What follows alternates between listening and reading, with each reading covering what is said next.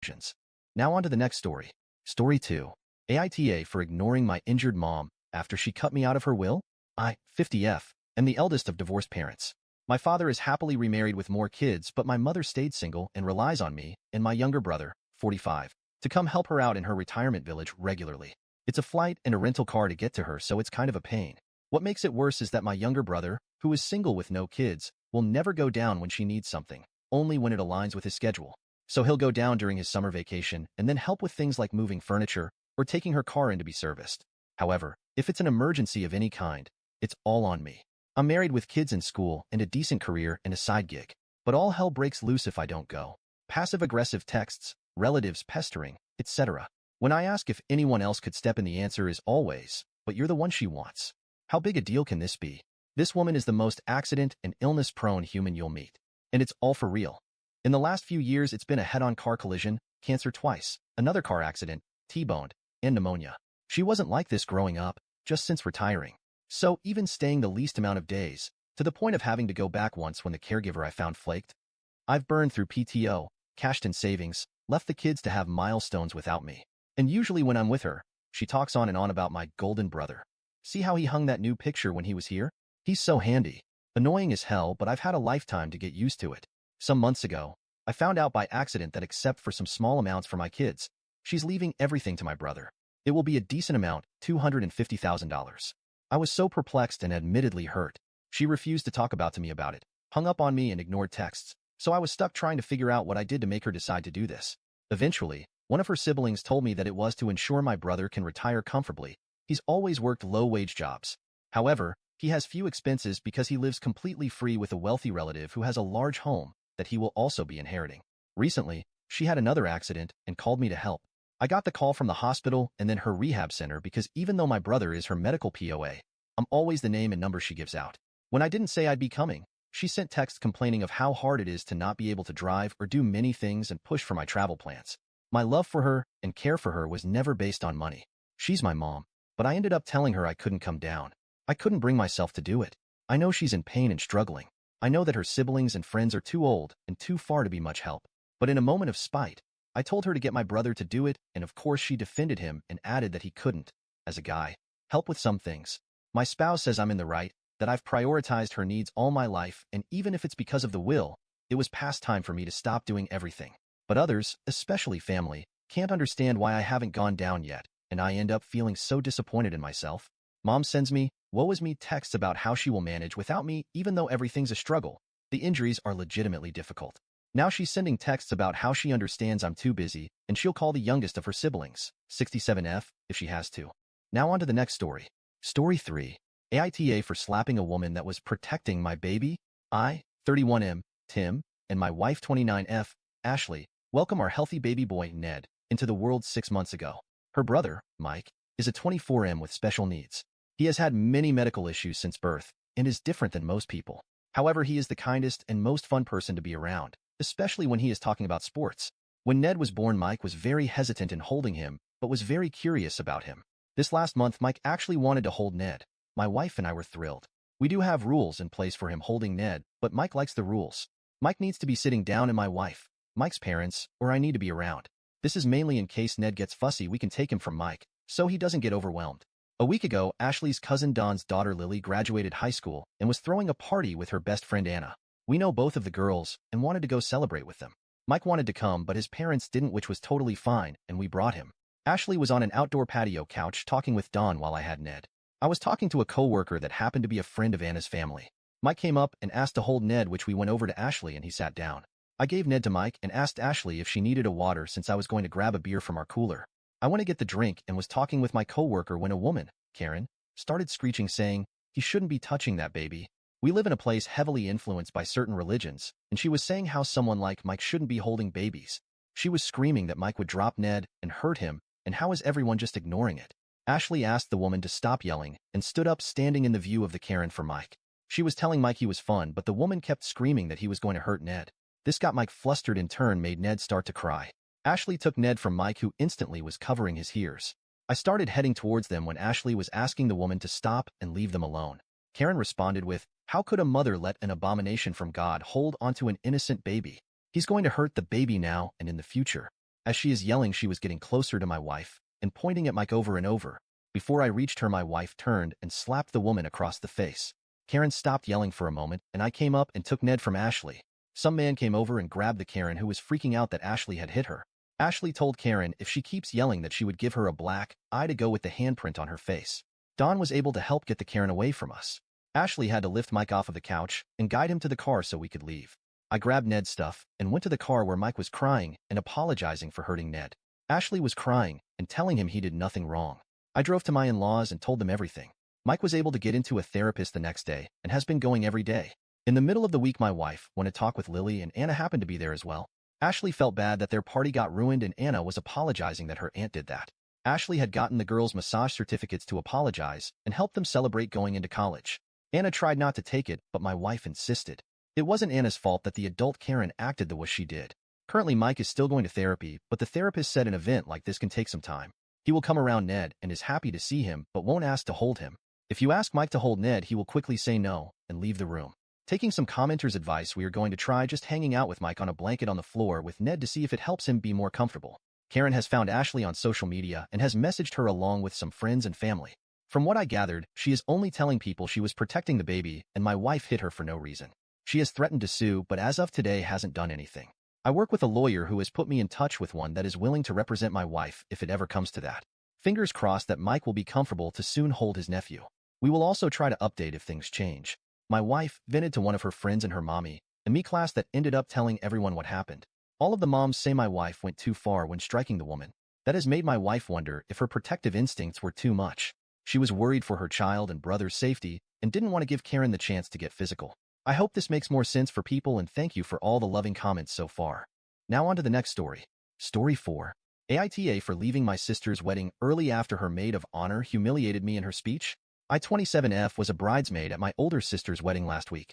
The wedding was beautiful, and everything seemed perfect until the reception. During the reception, the maid of honor, who has been my sister's best friend since childhood, gave her speech.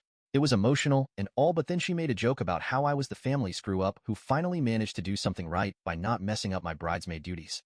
Everyone laughed, but I didn't find it funny. For context, I've had a rough few years.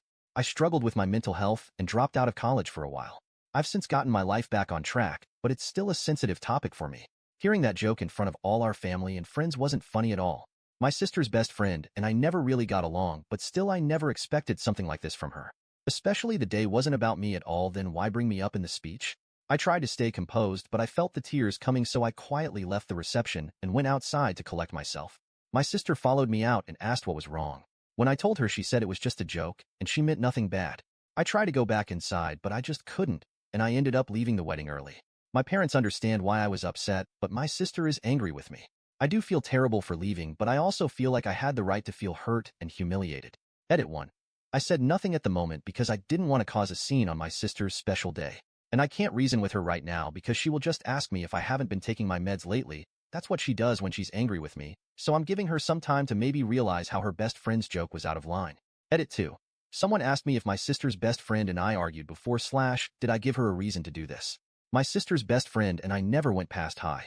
She told me before, few years ago, that she, in general, doesn't feel comfortable around someone struggling mentally because in her head God only knows what they're capable of.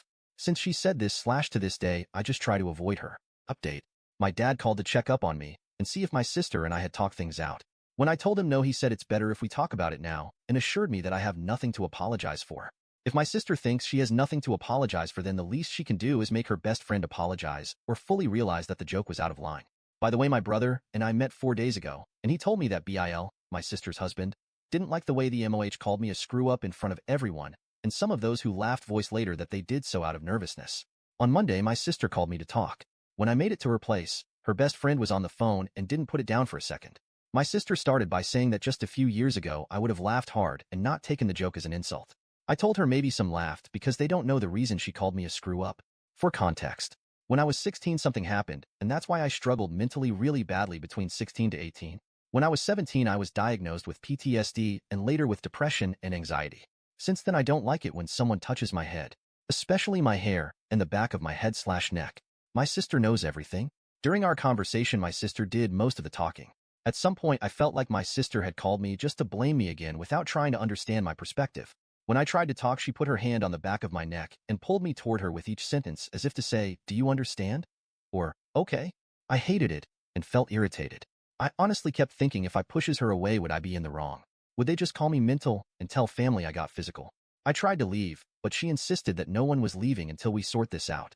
She told her best friend to just apologize. She refused and reminded my sister that I was the reason her husband got angry at her on their wedding day because I couldn't take a joke, and when I tried to explain why, I told her if she had focused her speech on the bride/groom, then maybe he wouldn't have had a reason to be angry. She refused to listen and brushed my words off. She said, "Yeah, whatever. Sorry." I was glad it was finally over, and as I was about to leave, I heard her say, "Can't take a joke that everyone knows is true." Both of them laughed, but my sister stopped mid-laugh and apologized. I didn't say anything and left. I think I've had enough. I mean, I know I've had a few rough years. I dropped out of college for a while, fine, but I've since gotten my life back on track. My parents helped me through it all and never made me feel like a burden. At first, I was on some strong meds that made me feel tired/sleepy most of the time. After a while, I started to feel a little better with therapy and my family's support. During that period, it was me, my parents, and my brother. My sister was 3 hours away for a job and used to visit sometimes and would often bring her best friend along with her. Looking back, I don't want to say she hates me, but I know she felt ashamed to have a family member struggling with mental health issues. I don't know how to explain this. I've made up my mind and decided to go and see for now. If my parents and my brother, who were there when I was going through it all, never made me feel that they're ashamed of me, then why would she? I'm still on some meds but feels much better than before. I have a stable job, my own place, and friends who loves me for who I am. I can say I'm proud of myself a little. I love my family to death and tried to maintain a relationship with my sister all these years, but I'm trying to improve myself, not constantly be reminded of what I was a few years ago. Now on to the next story. Story 5. AITA for feeling my wife of 25 years has essentially taken away my chance at ever having offspring and probably doesn't love me. As the title says, I am 44, always planned on having kids with my wife, F43. We have a video we recorded together for our future children when we were younger. I didn't want to start until I was absolutely sure we were financially stable enough to support a kid. I can distinctly remember when that day came about 12 years ago. Suddenly, she wasn't so sure, which came as a complete shock to me. After much conversation, she agreed I'd make a great father, and we could finally stop using condoms. Yes, they were always required prior to that. Now it seemed like she started keeping track of her cycles, but I think we only tried, on the proper day, once or twice in a 2-year period. I feel like the keeping track she did was to make sure we didn't do it on those certain days. So here's where stuff gets really messed up. Spurred on by our dog's coming demise, I started researching why we never ended up having kids and came across some texts during that same time period where she had a 2 to 3 year affair. It was the guy that actually broke it off with her in the end because he knew she was married and didn't want to be a homewrecker. This made her intensely angry at me for 2 years. I had no idea why she was so mad. Honestly, now I wish she would have left me for him, so I could at least have a chance at finding a woman that truly loves me enough to have our baby. Did I mention that she cut me off of all sex since the affair, while still being intimate with him for over another 6 months? And it'll be 10 years this August since we made love. She claimed it was due to pain, but never went to doctors about it. Not even a handy on my birthday, no matter how many times I asked. Only recently after all this did we finally figure out what may be the worst part of this. She has bad CPTSD from childhood, which was erroneously attributed to agoraphobia and social anxiety for over a decade. So I have 2 choices. 1. Stick with the women I've loved for over 25 years and help her recover from the CPTSD. 2. Find a woman who loves me, and I love her, enough to have kids in very short order. Edit. Well, I had no idea this post would get so many replies. Thank you, kind Redditors, for reinforcing what I figured you'd all say. Sigh. I'll read all the messages and reply when I'm back home in a couple of hours. Edit 2. So I'm seeing lots of questions about why I didn't do more during the last 10 years. I've answered some of that in the comments, see below, but I think it's important I point out that I was trying to fill that hole in my heart for kids with pets. We lost our 12-year-old cat summer before last, and our 8-year-old shepherd needed surgery pregnant with our second baby. We live in a major city, and his mother lives in a suburb 45 minutes north of us.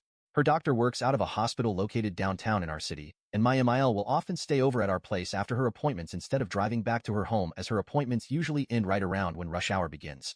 Yesterday was one of these days. She went to have some labs drawn at the hospital, and then came over to our home when I was just about done cooking dinner. My husband was at the gym. I had a long day yesterday. I felt absolutely exhausted from pregnancy and chasing my toddler around all day. We were running low on groceries with not a lot of dinner options, so I was planning to make a really easy dinner of spaghetti with frozen meatballs. But when I went in the kitchen to start cooking, I realized that we were actually out of the meatballs I thought we still had. It was too late to go to the store to get something else to make. My kid was already acting hungry, and I was starving and exhausted. So I just thought, well, I guess we don't need to have protein with every single meal and made the pasta without meatballs. When Maya Mael saw me putting my son in his seat and serving him his food, she said, "Just pasta?" And I said, "Oh yeah, I totally forgot I used up all our frozen meatballs until I was already cooking, so it's a meatless dinner night." And she said that she wished I would have texted her, and she would have grabbed me meatballs from the store on her way so that her grandson and her grandbaby-to-be could have a real dinner. This really irked me as his meal was a real dinner, and it's not like I don't serve him protein. He had protein with breakfast and lunch yesterday. I also don't like how she referred to her grandbaby-to-be getting a real meal as I'm pregnant, and so it's obviously me who has to eat in order to nourish the baby. It's me that's not getting a real meal, according to her logic. It made me feel like she sees me as some kind of vessel and really made me mad.